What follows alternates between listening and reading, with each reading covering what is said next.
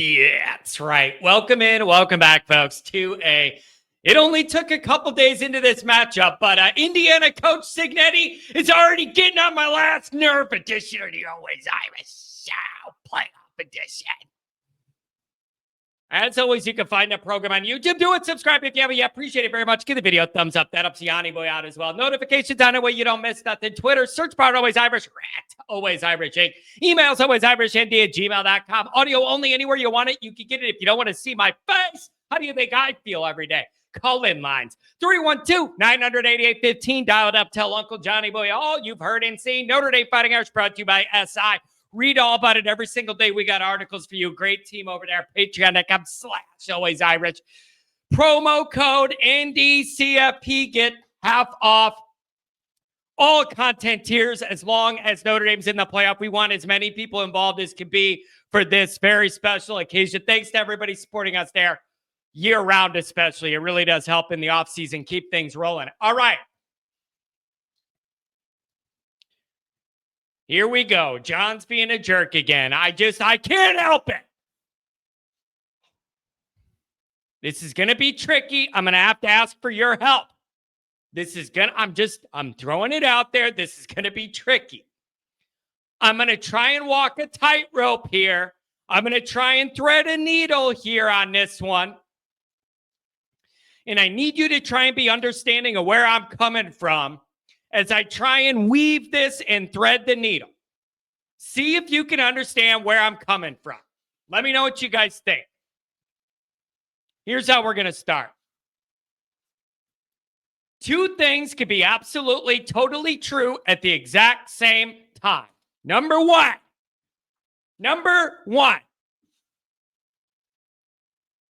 Indiana coach Curt CIGNETTI is handling his team's college football berth exactly how I would if I was him, and exactly how I'd want my head coach to if I was an Indiana fan and not a Notre Dame fan. I'm going to repeat that.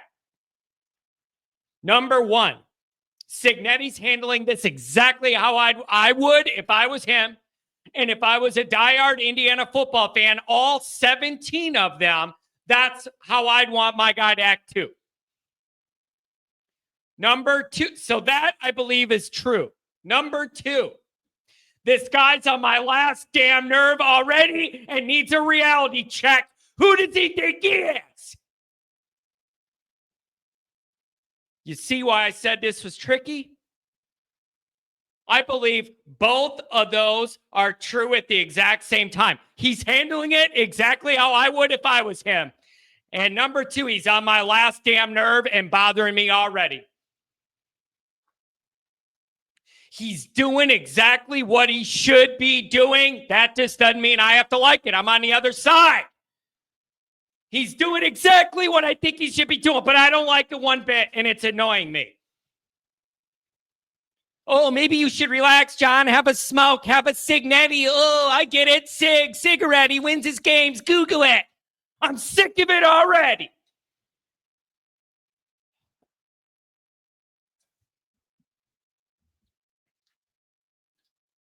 Here's the deal. Watch this. Let's do that. I'm going to take a breather. Watch CIGNETTI talking, and then we'll rejoin. Watch this guy, this CIGNETTI. He's the most Chicago guy ever. That CIGNETTI guy, it's the most Chicago thing ever. Ninth in the CFP. Yeah, here's my question, right? There's 6-1 loss teams in the country, right? Okay. We lost to the second-ranked team on the road. Penn State lost to the 4th-ranked team at home. Texas lost to the 5th-ranked team at home. Boise lost to the 7th-ranked team. Notre Dame lost to Northern Illinois. And SMU lost to an unranked team at the time they played. So how are we not right now seeded for a home game? That's what I want to know. We got the largest margin of victory in the country. Okay. Look at that. It isn't even a part of this. Isn't even him talking. It's these clowns at the booth laughing like there's not an answer to the question. What are they giggling about? They take out the FCS and the G5, right? P4 only. We're outscoring people 40-17. Second in the country. So because our name is Indiana and not Michigan, pretty much. We're ninth. That's one of those things. All right. Listen, here's the deal. If I'm an Indiana person, I love that. If I'm him, that's my message. That's what I'm saying. That's what he should be saying. I just don't have to like it. I don't have to like it. The whole thing, he's tilted weird. It just bothers me. You got to see a chiropractor. I'm a guy who had a back problem. If that's what it is, I genuinely apologize. But what is he turning sideways for? It's bugging me even. Not a home game. Why don't we get any? He's doing a Rodney Dangerfield up. I don't get no respect. He's doing one of those like he's Nick Saban up there and runs college football and has built up credibility in the big leagues. He don't.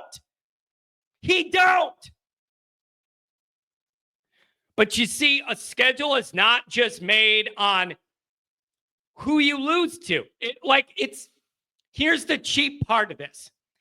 Everybody could zone in on a part of an argument or a statistic that benefits their argument and conveniently ignore other stuff that hurts their argument.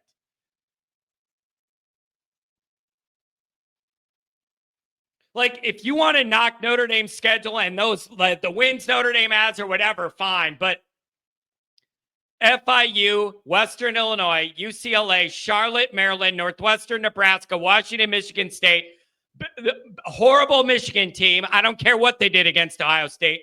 Ohio State, Purdue. You played one team and lost, and he's acting like they won 4 Super Bowls, and he's entitled to things.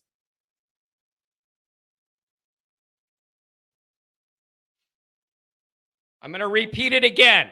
Don't write in my comments, what do you want him to do? Blah, blah, blah. I'm telling you, this is exactly what he should be doing. I just don't have to like it. I can respect it. I don't have to like it. Be smart enough to understand the difference. But before you write in the comments, what do you want him to do? He's doing everything right. I just don't have to like it. I'm on the other side, damn it. The issue I'm having is everything's just been a little bit too easy for Indiana. Everything's just it's just been a little too easy breezy, man.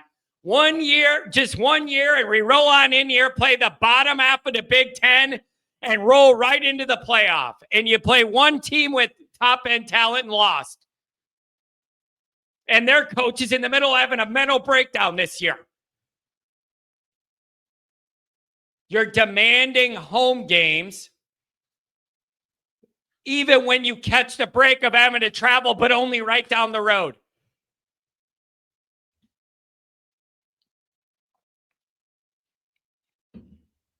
And I still want to know exactly how Notre Dame ended up.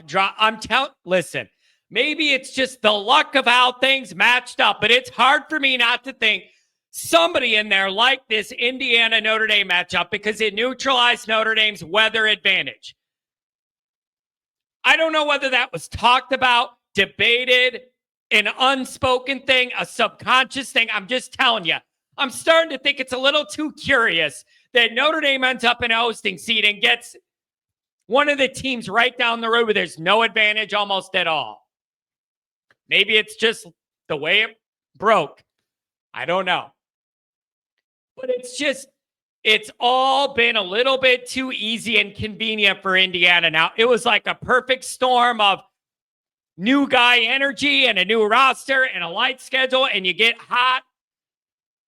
And a lot of these numbers look similar. When you look at points scored, points allowed, Notre Dame, Indiana, a lot of it looks very similar. When you looked at strength of schedule, whatever, neither one's that impressive. Whatever, fine. Something's got to give, man. Something's got to give. Somebody's got to figure out the hard way that it's just they're not as good as they think they are. But it's all just seemed to come a little bit too easy and convenient here. Just you just roll right in, play the easy part of the Big Ten, and it's just too easy and convenient. You need a reality check. Indiana football Twitter trolls. I didn't even know they existed. Where have these people been?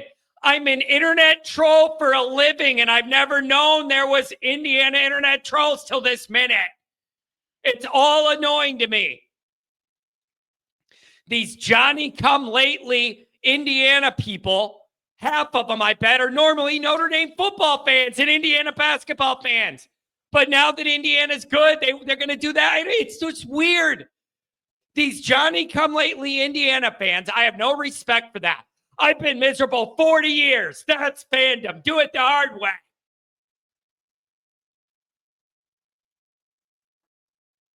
Nobody cared about Indiana football. Now they're all in it to win it like they've been here the whole time. Try being miserable 40 years in a row. Then you earn something.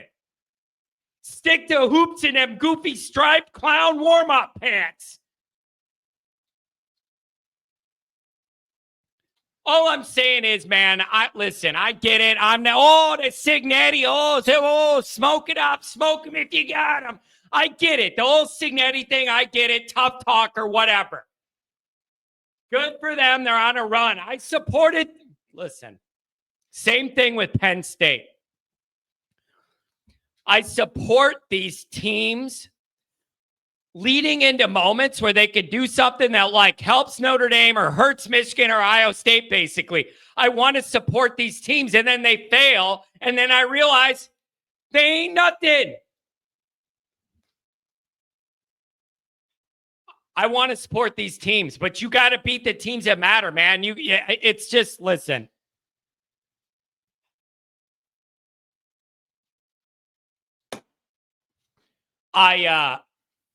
Listen, the guy's saying exactly what he should be saying. It's what I'd want him to say. I just don't have to like it. He's acting like he's Nick Saban and Frank Leahy combined or something, sitting there like they're entitled to stuff. Dude, like, you've done nothing. You've been here 2 minutes. So I get why he's doing it. I get why I would love it if I was an Indiana fan, but it's just this whole thing with them is so just showed up, instant gratification. This is easy. This is great. It's bugging me. And now they acted like it's their royalty and they've been there the whole time. No.